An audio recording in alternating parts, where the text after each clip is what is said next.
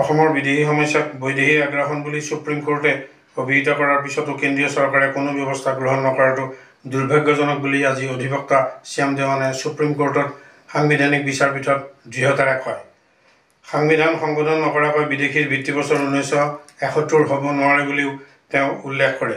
Supreme কোৰ্টৰ মুখ্য ন্যায়াধীশ ধনঞ্জয় যশৱন্ত চন্দ্ৰচূড়ৰ নেতৃত্বাধীন 5জনীয়া সাংবিধানিক বিচাৰপীঠত মহাসংঘ আহোম সভাৰ 886/2014 অধিবক্তা শ্যাম দেৱানে নাগৰিকত্ব আইন 1985, 1987 আৰু 2003 সংশোধন কৰি অসমলৈ অবৈধ বিদেশীৰ আগমনক উৎসাহিত কৰিছে বুলি অভিযোগ উত্থাপন কৰে।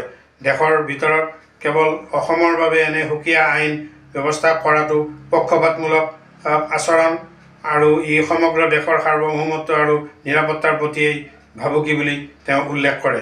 সেয়ে এই সংশোধনীসমূহ বাতিল কৰা উচিত বুলি তেওঁ দৃঢ়তাৰে কয়। অসমৰ ক্ষেত্ৰত সংবিধানৰ 14, 21, 29 অনুচ্ছেদ উলংঘা কৰা হৈছে।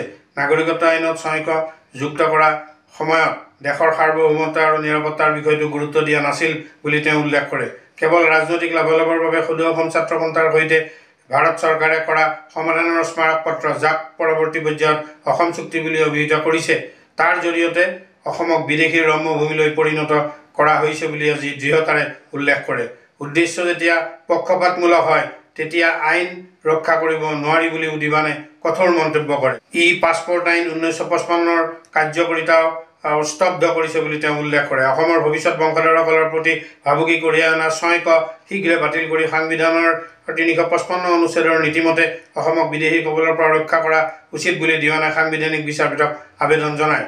দেশৰ সংবিধানত বিদেশীক এক নাগৰিকত্ব দিয়াৰ বাবে থকা ভিত্তি 1948 চনৰ 19 জুলাই সংশোধন নকৰাকৈ দেশত আন কোনো চন তাৰিখ নিৰ্ধাৰণ দেশৰ সংসদে কৰিব নোৱাৰে বুলি দৃঢ়তাৰে দিৱানে উল্লেখ কৰে। 1.5 ঘণ্টা ধৰি দিৱানে আদালতত বক্তব্য উত্থাপন কৰিছিল। দিৱানক আজি সহযোগ কৰিছিল অধিবক্তা সমীৰণ শৰ্মাই। নেহৰু লিয়াকত চুক্তিৰ ফলতেই অসমত বিদেশী সুবিধা লাভ কৰিছিল বুলি অধিবক্তা কমল নয়ন চৌধুৰীয়ে উল্লেখ কৰে। মহাসংঘৰ হৈ কমল নয়ন চৌধুৰীয়ে আজি আদালতত কয় যে 1950 চনৰ নেহৰু লিয়াকত চুক্তিৰ ফলতেই অসমত বিদেশীয়ে সুবিধা লাভ কৰিছিল। বিদেশী আগ্ৰাসনৰ বাবেই মাত্ৰ অসমৰ 57টা বিধানসভা সমষ্টিহে খিলঞ্জীয়াৰ হাতত আছে।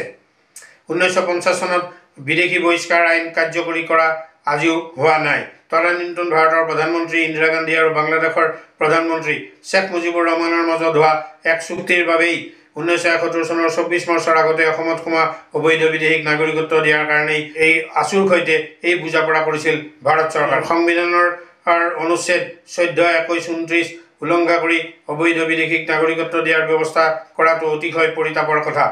পূব পাকিস্তানেই বৰ্তমানৰ বাংলাদেশ। পাকিস্তান বাংলাদেশৰ নাগৰিকত্ব নিজৰ দেশৰ প্ৰত্যাহাৰ নকৰাকৈ ভাৰতে অবৈধ বিদেশীক নাগৰিকত্ব দিব নোৱাৰে বুলিও আজি অধিবক্তা বিজয় হানচাৰিয়াই সুপ্ৰিম কোৰ্টৰ সাংবিধানিক বিচাৰপীঠত দৃঢ়তাৰে এই কথা উল্লেখ কৰে। 68/2016 নং গোচৰৰ হৈ অধিবক্তা বিজয় হানচাৰিয়াই কয় যে পূব পাকিস্তানেই বৰ্তমানৰ বাংলাদেশ। সেয়ে 71 চনৰ 24 মাৰ্চৰ আগতে অসমলৈ অহা অবৈধ বিদেশীবোৰ পাকিস্তানীৰ নাগৰিকত্ব আছে। ভাৰতৰ সংবিধানত দ্বি নাগৰিকত্বৰ ব্যৱস্থা নাই। তেনে ক্ষেত্ৰত পাকিস্তানৰ নাগৰিকত্ব বিদেশীবোৰে প্ৰত্যাহাৰ কৰা নাই। একেদৰে 1971 চনৰ 24 মাৰ্চৰ পিছত অসমলৈ অহা বাংলাদেশী নাগৰিকসকলেও নিজৰ দেশৰ নাগৰিকত্ব আনুষ্ঠানিকভাৱে প্ৰত্যাহাৰ কৰা নাই। তেনে ক্ষেত্ৰত লাখ লাখ অবৈধ বিদেশীক কিহৰ ভিত্তিত নাগৰিকত্ব দিব পাৰে সেয়া এক ডাঙৰ প্ৰশ্ন। ভাৰতত ৰিফিউজি স্বীকৃতি দিয়া অবৈধ বিদেশীক এক নাগৰিকত্ব দিব নোৱাৰে। ৰিফিউজি হিচাপে ভাৰতে স্বীকৃতি দিছে যদিও বিদেশীক নাগৰিকত্ব দিয়াৰ কোনো ব্যৱস্থা ভাৰতৰ নাই। হানচাৰিয়াই যুক্তি আজি আধৰুৱা হয়। পুনৰ কাইলৈ 10:30 বজাৰ পৰা সাংবিধানিক বিচাৰপীঠ অনুষ্ঠিত হ'ব।